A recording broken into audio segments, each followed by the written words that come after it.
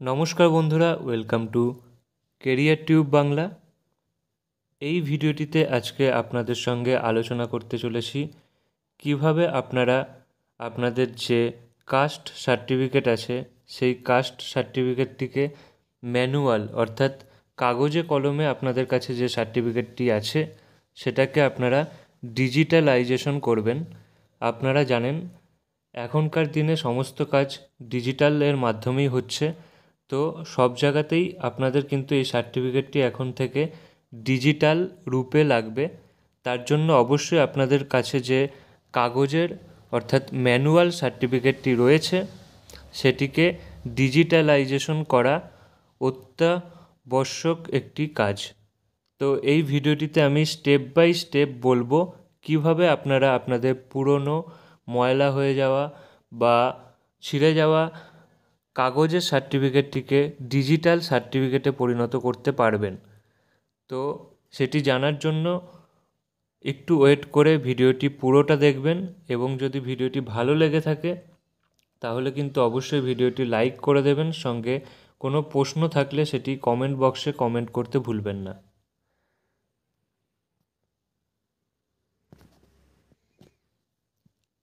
তো আপনাদের manual caste সার্টিফিকেটটিকে digitalized caste সার্টিফিকেটে পরিণত করার জন্য কিন্তু সবার ফার্স্টে আপনাদেরকে ওয়েস্ট বেঙ্গল সরকারের কাস্ট সার্টিফিকেট wb.gov.in এই ওয়েবসাইটে চলে আসতে হবে।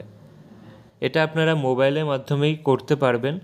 তো স্টেপ বাই স্টেপ প্রত্যেকটা স্টেপ একবার দেখে নিন, তারপর আপনারা নিজেরাই কিন্তু বাড়িতে বসে এটা ডিজিটালাইজের জন্য অ্যাপ্লিকেশনটা করতে পারবেন। তো এই ওয়েবসাইটে আসার পর এরকম একটি পেজ আপনাদের সামনে খুলে যাবে মোবাইল স্ক্রিনে। এই পেজের ওপর দেখবেন ব্যাকলগ সার্টিফিকেটের একটি অপশান আছে। এটায় ক্লিক করলে apply for digitise certificate for SC ST OBC, আপনারা যে কাস্টেরই হোক না কেন তার ডিজিটাইজ সার্টিফিকেট কিন্তু আপনারা এখানে করতে পারবেন। তো ওটায় ক্লিক করলে এরকম একটি পেজ খুলে যাবে। এখানে কিন্তু আপনাদের প্রথমে লিখতে হবে ম্যানুয়াল যে আপনাদের কাছে কাগজের সার্টিফিকেটটি আছে তার কাস্ট সার্টিফিকেট নাম্বারটা এখানে লিখতে হবে। তারপরে কবে ইস্যু হয়েছিল সেই তারিখ, সার্টিফিকেট ইস্যু ডেট লিখতে হবে। ডেটটা লিখে নেওয়ার পর আপনাদেরকে সার্টিফাইং ইস্যুইং অথরিটি, কে সেই সার্টিফিকেটটি আপনাদেরকে ইস্যু করিয়েছিল সেই অথরিটির নাম লিখতে হবে। আপনারা কোন কাস্টের মধ্যে পড়ছেন সেই কাস্টটি আপনাদেরকে লিখতে হবে, SC ST OBC A না OBC B।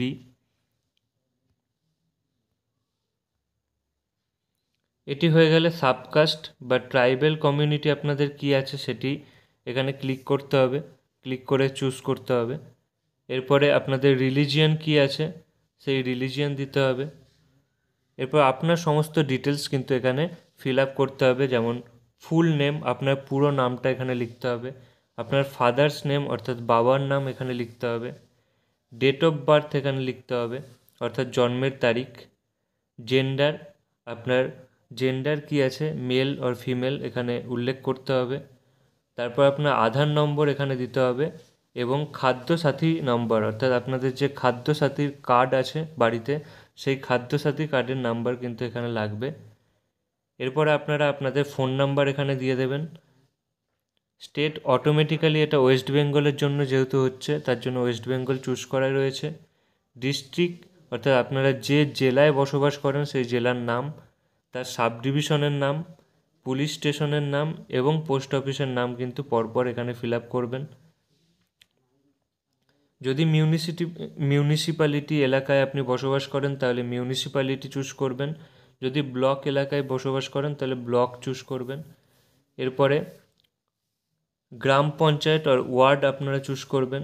আপনাদের ভিলেজ, পাড়া, হাউস নং বা রোডের নাম এখানে ফিল আপ করবেন, পিনকোড দেবেন। এই সমস্ত জিনিসটা ফিল আপ করার পর আপনাদের কিন্তু আপনাদের যে পুরনো কাগজের সার্টিফিকেটটি রয়েছে সেটির একটি ফটো তুলে 100 কেবির মধ্যে ফটোটা সাইজ যেন হয় সেটাকে কিন্তু এখানে আপনাদেরকে আপলোড করতে হবে, এবং আপনাদের একটি ফটোগ্রাফ, অ্যাপ্লিক্যান্টের ফটোগ্রাফ অর্থাৎ ছবি 50 কেবির মধ্যে সেই ছবিটি হতে হবে এবং এটাকে এখানে আপলোড করতে হবে।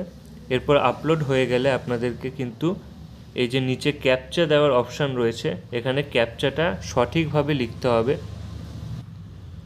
ক্যাপচা সঠিকভাবে পূরণ করার পর একবার সমস্ত ফর্মটি আপনারা মিলিয়ে নেবেন, যে সমস্ত যে ডিটেলসগুলো আপনারা আপনাদের কাগজের সার্টিফিকেট থেকে দিয়েছেন বা বসিয়েছেন সেগুলো যেন সঠিকভাবে থাকে। যদি সবগুলো সঠিকভাবে থাকে তাহলে অবশ্যই আপনারা নিচের যে সাবমিট বলে অপশানটি দেখতে পাচ্ছেন সেই সাবমিট অপশানে গিয়ে সাবমিটের ওপর ক্লিক করে আপনারা এই ফর্মটি সাবমিট করে দেবেন। এইভাবে আপলোড করার পর কিন্তু আপনাদের যে ম্যানুয়াল সার্টিফিকেটটা রয়েছে সেটি কিছুদিন সময়ের পরই আপনারা ডিজিটাল রূপে দেখতে পাবেন। এখানে ডিজিটাল স্ট্যাটাস কিভাবে চেক করতে হয় তারও ভিডিও আমি এরপর আপনাদের জন্য বানিয়ে দেব।